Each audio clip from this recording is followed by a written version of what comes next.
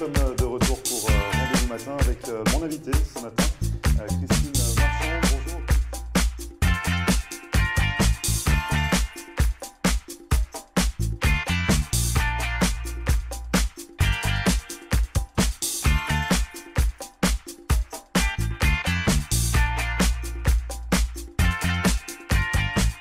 Bonjour à tous et bienvenue, nous sommes le mercredi 17 mai et vous regardez Rendez-vous Matin, votre émission quotidienne qui donne la parole à ceux qui font l'actualité. Et au programme, aujourd'hui, nous allons ouvrir notre rubrique consacrée à l'immigration avec Maître Marcel Poirier et on s'intéresse aux moyens d'obtenir la nationalité américaine. Et puis en seconde partie, comme à chaque fois, vous le savez, on passera à table avec Sylvie Delenclos qui nous propose cette semaine sa recette de curry de poulet avec son riz basmati. Juste avant la météo, quelques éclaircies actuellement dans le ciel du sud de la Floride. Côté Mercure, il fait assez bon, il fait 27 degrés actuellement sur Hollywood et on attend jusqu'à 31 degrés au meilleur de la journée. Ne bougez pas, Rendez-vous Matin revient juste après ça.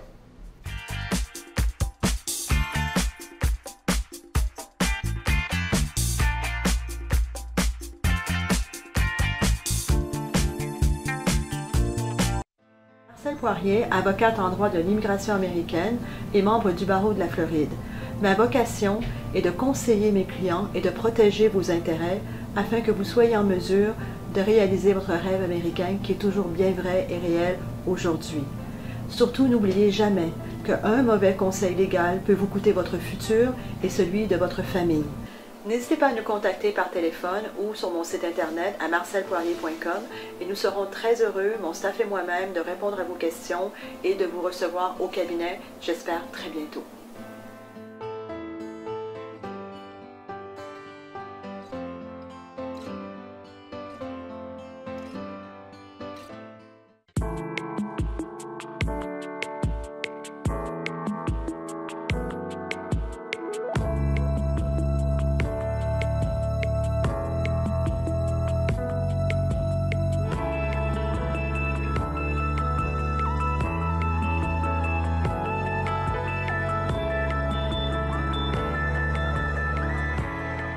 Floride.tv présente en collaboration avec eventspartymiamibeach.com et le luxueux Lady G Yacht une soirée Black and White le samedi 20 mai de 5h30 à minuit à la marina de Bayside. $240 par personne pour un service tout compris, vin et champagne français, buffet dînatoire, animation et show en direct avec les partenaires Black Glass Events, Chef Sylvie, Fine Wines et l'Aubry. Pour toute réservation, appelez Tony au 786 203 2858 ou Floride.tv au 954 449 2521.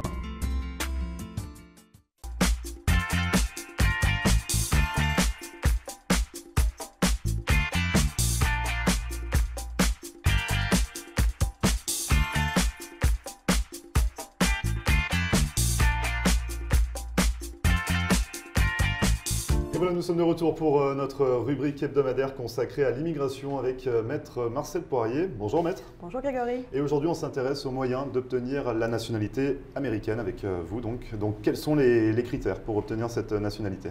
Après avoir été en mesure d'avoir la carte verte et que vous avez eu la carte verte pour une période de 5 ans, si la carte verte n'a pas été basée sur le mariage à un Américain ou une Américaine, il faut attendre 5 ans pour demander la citoyenneté américaine. Mais pas simplement 5 ans de carte verte.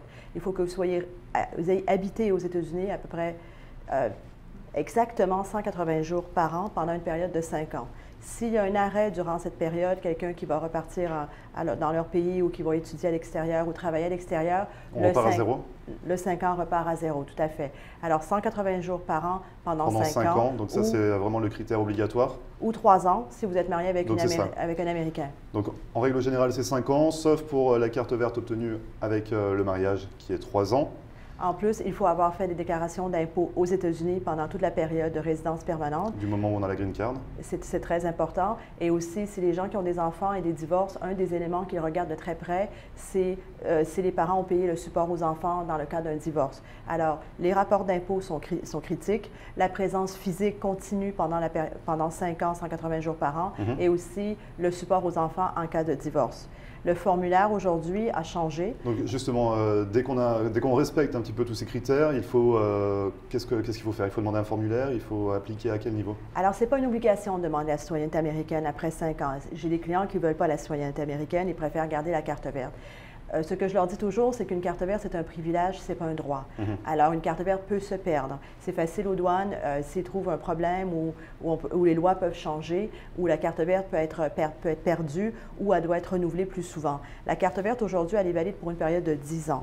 Après 5 ans, les gens peuvent demander la citoyenneté américaine.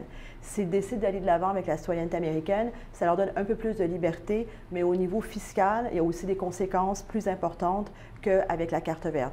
Alors, une des choses que je dis toujours, un des conseils que je donne toujours aux clients, c'est de bien parler avec un fiscaliste avant de demander la citoyenneté américaine, parce qu'il y a aussi des conséquences fiscales au cas où les gens veulent repartir dans leur pays et ne plus être américains. Donc ça, on parlera un petit peu tout à l'heure des différences entre le statut de résident permanent et le statut de citoyen américain. Mais pour rentrer dans le vif du sujet, finalement, ce formulaire, on parle du formulaire N400 pour demander la nationalité? C'est ça, le formulaire N400. C'est un formulaire aujourd'hui de 20 pages. De 20 pages qui était avant environ 8 pages. Et ce qui a changé et qui a été assez drastique de l'immigration américaine, c'est qu'aujourd'hui, les avocats vont signer et le client signe aussi sous pénalité qu'ils appellent de perjury. Ça veut dire que s'il y a un mensonge sur ce formulaire, le moindre mensonge et que l'immigration s'aperçoit qu'il y a un mensonge, c'est une peine de prison. Pour les deux, pour l'avocat et pour les clients. Alors, il y a beaucoup d'avocats dont moi, avec qui j'ai parlé qui ne veulent même plus faire le N400 parce que nous sommes obligés de signer que tout ce qui a été donné comme information sur ce formulaire est vrai et si nous sommes trompés, nous pouvons nous aussi avoir une peine de prison. Alors, les questions sont assez difficiles. Le langage sur le formulaire est très précis. Je ne conseille pas aux clients de le faire eux-mêmes aujourd'hui parce que par rapport à cette pénalité, que personne n'est vraiment au courant parce que c'était à la fin et en plus, c'était à la fin dans une page séparée. Quand le formulaire est sorti, les avocats en ont beaucoup discuté. Alors, les clients ne sont pas tout à fait au courant de qu'est-ce qu'ils signent. Et des fois, les questions sont assez… il y a des questions pièges, justement. Subtiles. C'est des questions subtiles, il y a des questions pièges. Il faut savoir bien les lire et bien les revoir pour ne pas faire d'erreur. Alors, un des éléments, c'est de prendre le temps de le comprendre, le formulaire, parce que c'est en anglais, un anglais assez technique, avant de répondre. Et donc on parle aussi, vous parliez du service militaire qui était important d'avoir suivi ou de le faire, c'est ça, pour ceux qui demandent la nationalité américaine? C'est ça. Il y a une des questions avec un âge, une période d'âge aux États-Unis pour les hommes, les jeunes hommes qui ont été aux États-Unis. Est-ce ils se sont enregistrés dans ce qu'ils appellent Selected Service, c'est le service militaire. Beaucoup ne l'ont pas fait ou beaucoup n'ont plus ce numéro. Alors il faut retrouver ce numéro et ça, je conseille à tout le monde, s'ils ont des enfants, il faut enregistrer les enfants au service militaire. Alors, la citoyenneté américaine permet d'avoir avec certains pays double nationalité. Oui. Mais il faut revoir avec le pays d'origine. Alors, les clients nous demandent, est-ce que nous pouvons avoir 2 passeports ou 3 passeports? Il faut retourner au pays d'origine pour savoir si oui ou non c'est permis d'avoir 2 passeports. Comme par exemple, le Canada le permet, la France le permet, également, oui. Mais certains pays ne le permettent pas.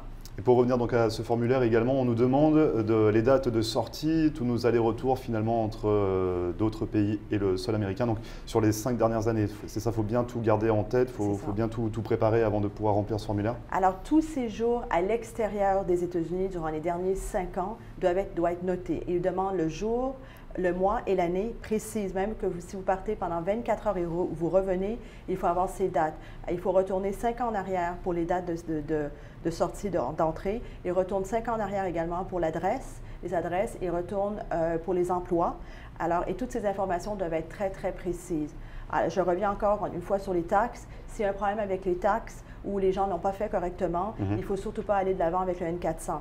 Certains clients, ce n'est pas conseillé d'aller avec le N400. S'ils ont eu un problème, par exemple, pénal ou criminel, le N400 peut être pas une bonne idée. Il faut peut-être régler les choses avant, régler les impôts avant de passer à la citoyenneté. Donc on règle tout et après on demande la citoyenneté. Et au moment où on a rempli notre formulaire de 20 pages, paraphé par l'avocat et le client, qu'est-ce qui se passe par la suite?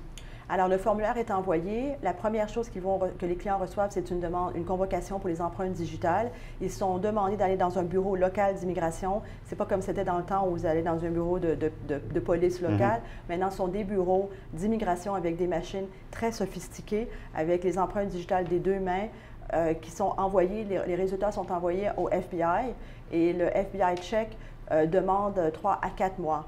Alors, durant cette période, c'est un FBI check à travers le monde. Alors, quand les questions sont posées justement sur ce formulaire, avez-vous déjà été arrêté?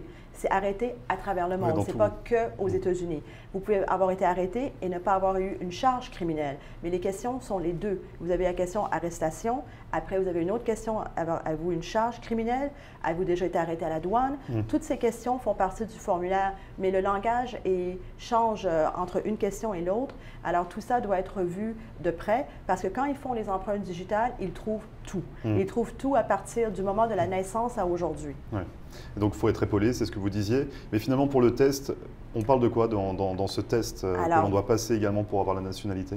Deuxième étape, après les empreintes digitales, l'immigration va demander aux personnes une convocation en personne où vous allez aller dans un bureau et il va y avoir un test écrit pour vous montrer que vous pouvez écrire en anglais, un test oral parce que toutes les questions sont posées en anglais et aussi ils vous font étudier un examen civique qu'ils appellent Civic Exam, où vous devez étudier 100 questions sur le gouvernement américain, l'histoire américaine, l'histoire, la politique, et vous devez répondre quelques questions sur les 100.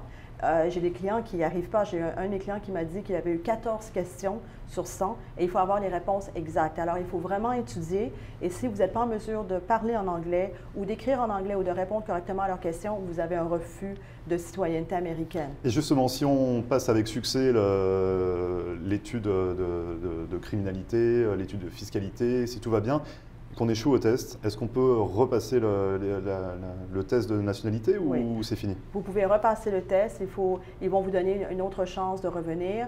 Une fois que ça c'est accepté, que vous avez réussi à faire la citoyenneté américaine, vous avez une cérémonie. Au moment de la cérémonie, il faut rendre la carte verte, il faut apporter la carte verte, ils vont la rendre et vous donner un certificat de citoyenneté.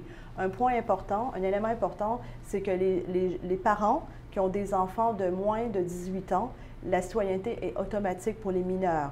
Alors, si vous avez une famille qui a des enfants de 10, 12, 13 ans... Ils seront américains au même moment où... c'est ça. Ils n'auront pas le certificat de citoyenneté, mais ils pourront aller à un bureau de passeport avec la preuve que les parents sont américains et faire leur demande de passeport. Alors, les enfants n'ont pas besoin de faire toute cette démarche s'ils ont moins de 18 ans. 18 ans et plus, ils sont obligés de faire la demande de citoyenneté avec les parents. Et les avantages d'être citoyen américain par rapport à une carte verte, par rapport à un résident permanent? Le plus important, c'est que les gens sont en mesure de partir pour plus de 180 jours. Alors, s'ils sont demandés d'aller travailler à l'étranger ou d'aller étudier ou même des questions de maladie, beaucoup de, par exemple, les Canadiens, et souvent, ils aiment repartir au Canada s'ils sont malades ou âgés, ils ne perdent pas leur droit aux États-Unis. Alors, ils ont le droit de toujours revenir en cas de maladie ou comme d'absence prolongée, ils peuvent revenir aux États-Unis. Un autre élément important, c'est dans le pénal, dans le criminel. Si jamais quelqu'un a une arrestation importante, même moins importante comme un DUI, 2 DUI, ivresse au volant, peut amener à une déportation. Alors, dans ces cas-là, la citoyenneté permet aux personnes de rester aux États-Unis. Donc, sous Green Card, on est déporté, mais pas sous citoyenneté américaine. J'ai eu des cas où des jeunes, des enfants avec des possessions de marijuana à l'école, que c'est de la drogue, ils se retrouvent avec une déportation quand les parents sont citoyens, et les enfants ne le sont pas, et c'est un problème. Ou les parents ont carte verte, et les enfants sont déportés dans des cas comme ça. Et une dernière question, est-ce qu'on peut nous retirer la citoyenneté américaine? Oui, la citoyenneté peut être retirée, pas si vous êtes né américain, mais si vous êtes naturalisé américain. C'est possible, mais dans des cas extrêmes, comme un crime contre le gouvernement ou contre du terrorisme, des choses assez graves, vraiment, que l'immigration pourrait essayer de dénaturaliser. Mais c'est très, très rare. Donc on l'a compris, c'est compliqué quand même de faire cette démarche de nationalité américaine. Il faut être épaulé. Comment on peut faire appel à vos services, Maître Marcel Poirier? Le plus simple, c'est de nous téléphoner au bureau à 305-854-4445 ou sur notre site Internet à marcelpoirier.com. C'est noté, merci beaucoup. Merci. On se retrouve la semaine prochaine pour un nouveau sujet. Merci Grégory. Merci bien. Et nous, on se retrouve juste après la publicité.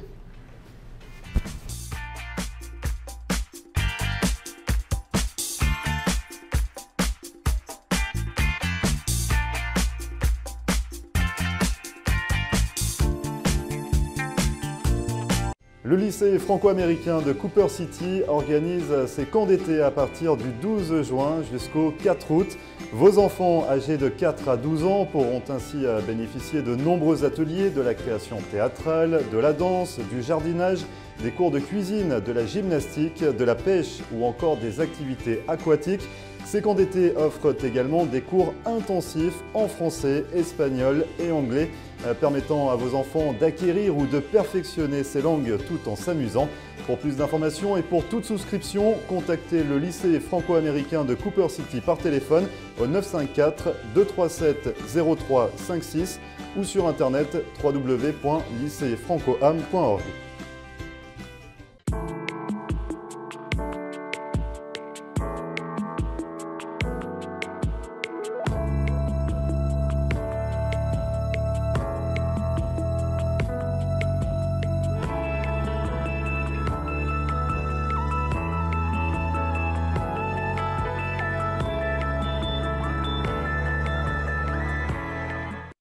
De nombreux Canadiens passent l'hiver dans le Sunshine State.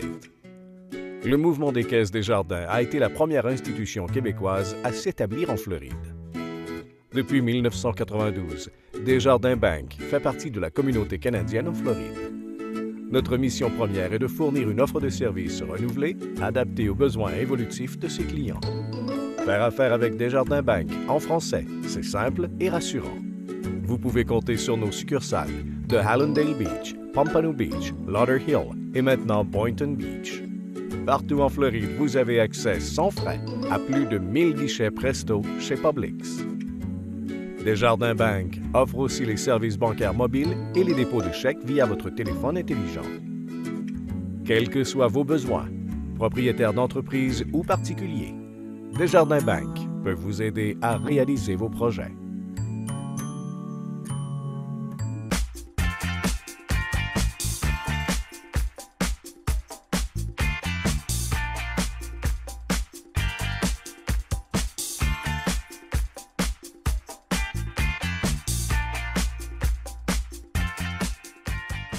Merci de regarder Rendez-vous matin. Tout de suite, nous passons à table, comme chaque mercredi, avec Sylvie Delenclos. Bonjour Sylvie. Bonjour Grégory.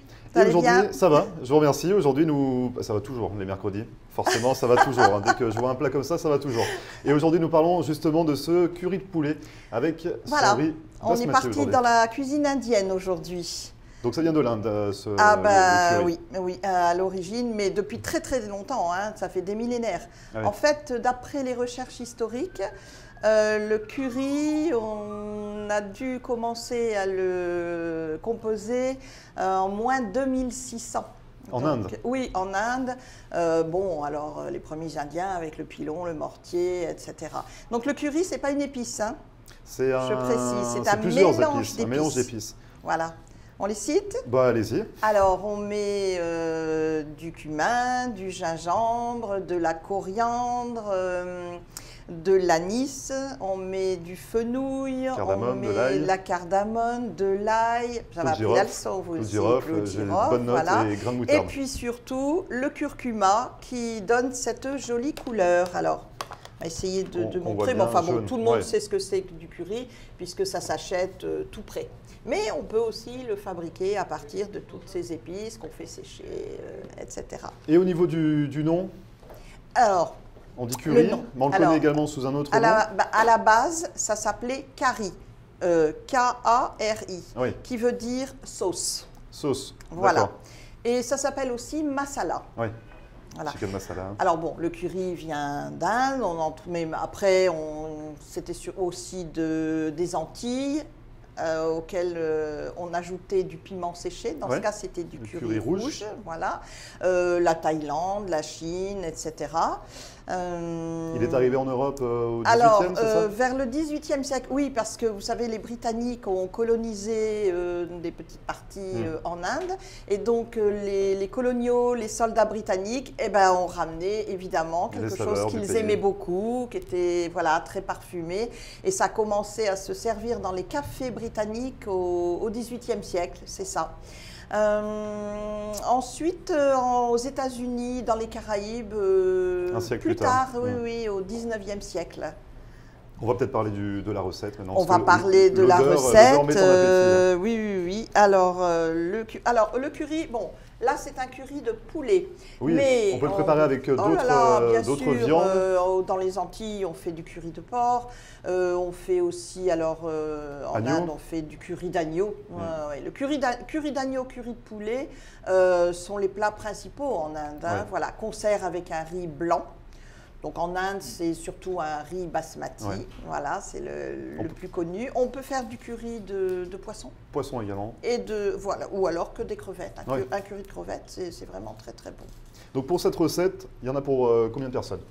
Alors, bon, là en fait, ce que j'ai fait, c'est que j'ai mis ou des morceaux entiers ou alors un petit émincé de poulet. Ça permet de montrer, voilà, ce qu'on peut faire. Bon. Souvent, avec les émincés de poulet, c'est pas mal parce que bon, ça se mange facilement. Après, les morceaux, il faut les couper, etc. Alors, la recette de base, donc des oignons d'abord, que l'on fait revenir avec huile d'olive et beurre. Jamais beurre, jamais que l'huile d'olive, sinon ça brûle. Ça brûle. Il faut faire un petit mix des deux. Je l'ai déjà expliqué, Grégory, dans les recettes. J'essaie de On ne retenir. met pas que du beurre ou que de l'huile d'olive. J'ai retenu plein de choses, mais j'essaie de retenir pour l'huile d'olive et le beurre. Voilà, alors huile d'olive et beurre. Pourquoi j'ai mon téléphone là, moi?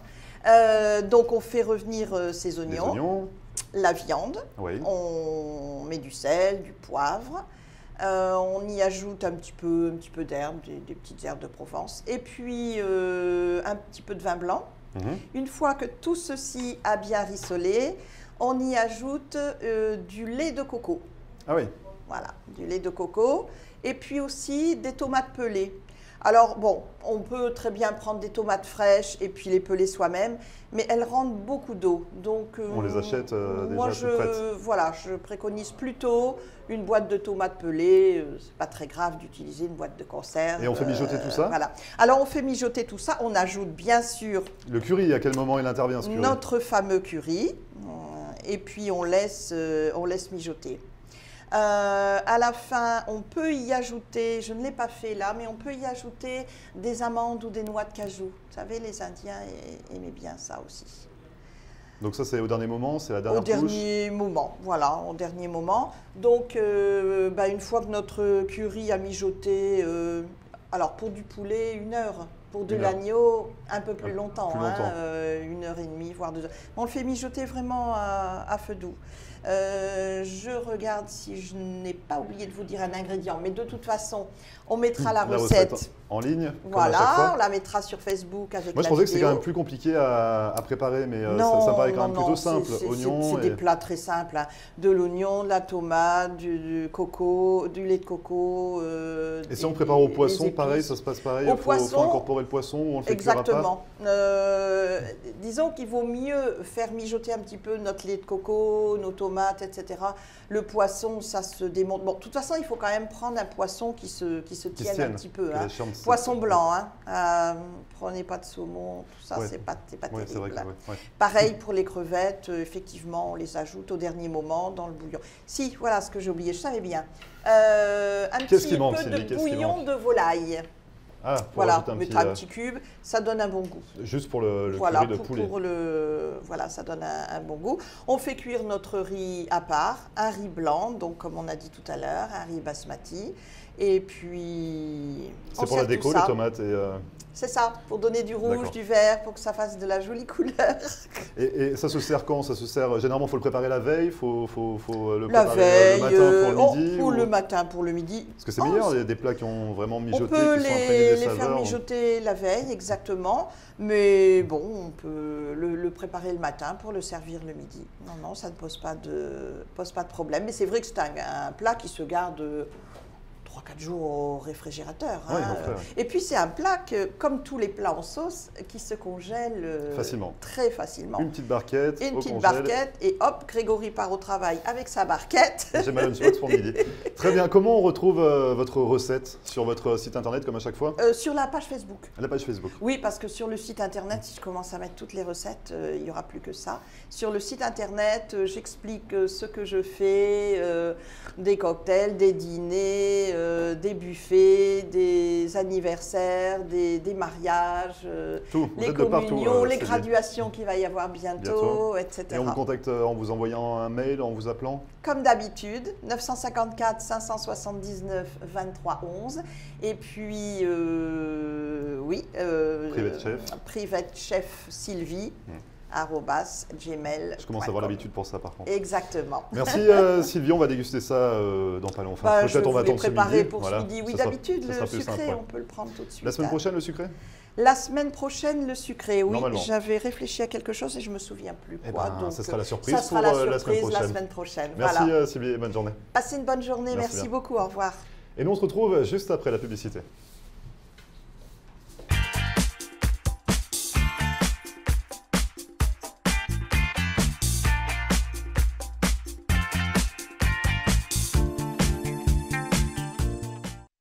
Marcel Poirier, avocate en droit de l'immigration américaine et membre du barreau de la Floride. Ma vocation est de conseiller mes clients et de protéger vos intérêts afin que vous soyez en mesure de réaliser votre rêve américain qui est toujours bien vrai et réel aujourd'hui. Surtout, n'oubliez jamais qu'un mauvais conseil légal peut vous coûter votre futur et celui de votre famille.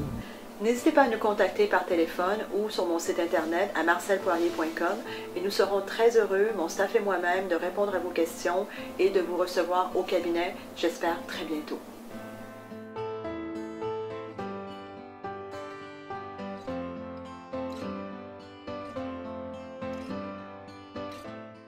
Le mouvement des Caisses des Jardins a été la première institution québécoise à s'établir en Floride, et ce, dès 1992. Vous pouvez compter sur nos 4 succursales et vous avez accès sans frais à plus de 1000 guichets Presto. Desjardins Bank offre un service bancaire mobile et le dépôt de chèques via téléphone intelligent. Quels que soient vos besoins, Desjardins Bank peut vous aider à réaliser vos projets en Floride. Faire affaire avec Desjardins Bank en français, c'est simple et rassurant.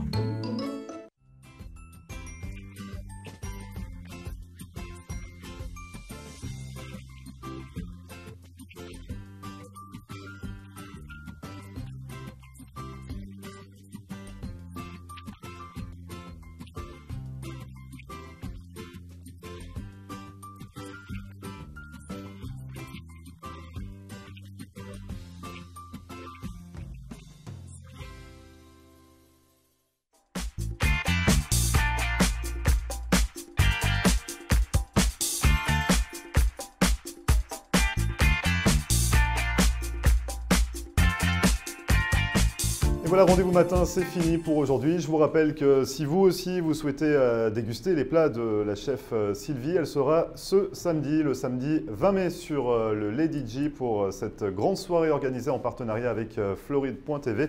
Ça se déroulera à partir de 5h30 à la marina de Bayside. Pour plus d'informations, n'hésitez pas à nous envoyer un message sur floride.tv@gmail.com. En attendant, vous pouvez voir ou revoir cette émission en rediffusion cet après-midi dès 3h, ce soir 7h30 et cette nuit à 1h du matin, ou comme à chaque fois en podcast sur notre page Facebook floride.tv. Voilà, d'ici là, je vous souhaite une excellente journée et on se retrouve demain pour une nouvelle émission dès 9h. Très bonne journée.